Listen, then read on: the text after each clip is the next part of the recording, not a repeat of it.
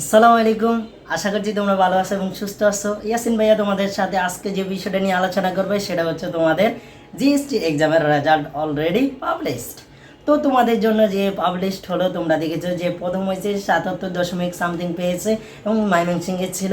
তো তোমরা দেখছো গতবার যদিও প্রায় 80+ নাম্বার থাকলো, এবার কিন্তু নাম্বার প্রায় কমে গেছে, কারণ কোশ্চেন কঠিন হয়েছে। যারা বলছে কোশ্চেন সহজ হয়েছে তারা হয়তো জানে না কোশ্চেন কেমন হয়েছে।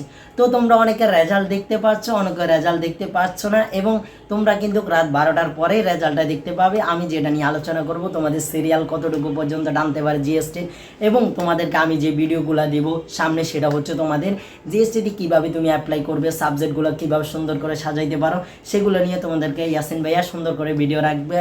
তোমরা সে পর্যন্ত লক্ষ্য রাখার জন্য ইয়াসিন ভাইয়ার চ্যানেলটা সাবস্ক্রাইব এবং লাইক এবং বেল আইকনটা ক্লিক করে রাখতে হবে। এছাড়া তোমাদের বলে রাখছি, যেহেতু গতবার প্রায় তোমাদের 30-32 হাজার পর্যন্ত সিরিয়াল টেনেছে, যদিও সেটা চতুর্থ ম্যারিটে গেছে, সাস্টের মধ্যে কম নাম্বার পেয়েও ম্যাথ পেয়েছে, জগন্নাথে 45 পেয়ে 45-43 পেয়েও ম্যাথ পেয়েছে এবং বিভিন্ন সাবজেক্ট পেয়েছে।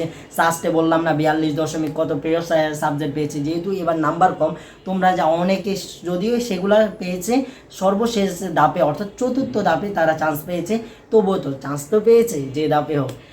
তো তোমরা অপেক্ষা করবে যে যে মেরিট পেয়েছো কি না। তোমরা মেরিট নিয়ে তোমরা একটা কথা মনে করবা, যে যত মেরিট পেয়েছো তারা যেন বেশি ইউনিভার্সিটিতে অ্যাপ্লাই করবে, অর্থাৎ 24টা ইউনিভার্সিটি, যেহেতু টাকা লাগে 500 করে, প্রতিটা ইউনিভার্সিটি 500 করে, তুমি সব সাবজেক্টে অ্যাভেলেবেল হবে।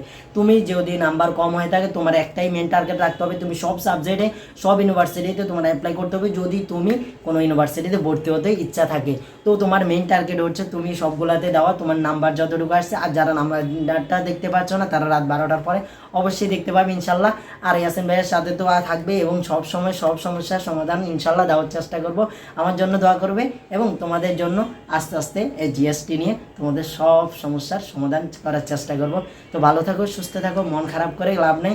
রব্বুল আলমিনের উপরে বিশ্বাস রাখো। সামনে কৃষিগুচ্ছ আছে, 7 কলেজ আছে, প্রযুক্তি ইউনিট আছে, গার্হস্থ্য ইউনিট আছে, সেগুলো দেওয়ার চেষ্টা করো ইনশাল্লাহ। তোমার জন্য যদি তুমি পরিশ্রম করে থাকো, তোমার রব তোমাকে সাহায্য করবে ইনশাল্লাহ, সেটা আমি বিশ্বাস করি।